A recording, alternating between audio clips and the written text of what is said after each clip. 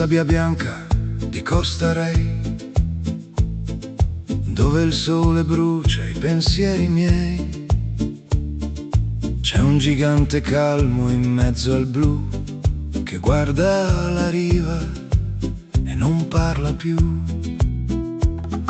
Lo chiamano Scoglio di Peppino, un vecchio saggio dal cuore marino. Ma tra le fessure di quel granito si nasconde il botto di un tempo tradito. Oh Peppino, seduto sull'onda, con la tua barca che non affonda, il mare dà e il mare prende, mentre la miccia lenta si accende. Bianco, un colpo secco, e il destino che paga il suo becco. Era un pescatore dai muscoli d'acciaio, cercava l'argento nel mese di maggio. Voleva far presto, voleva il bottino, sfidando la sorte e il suo cammino. Tenne in mano la polvere e il tuono, senza chiedere al mare il perdono. Ma il tempo corse più della dita e la dinamite si prese una vita.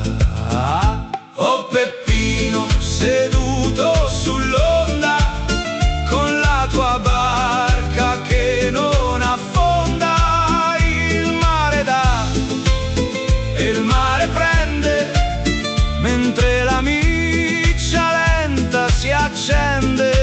Un lampo bianco, un colpo secco, e il destino che paga il suo becco. Una mano persa tra i flutti e il sale, un prezzo altissimo per un brutto male. Ora lo scoglio è la sua memoria di una vecchia e amara storia, fermo immobile davanti al bagnasciuga, dove la colpa non trova mai fuga.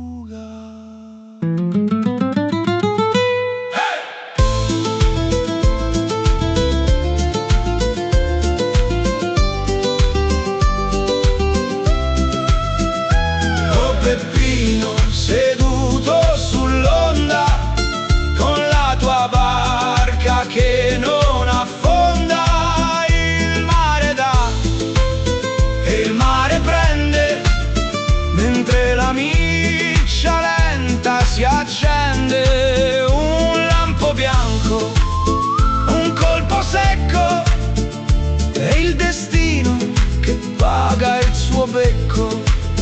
Lo scoglio resta, il mare canta, la leggenda che ancora incanta.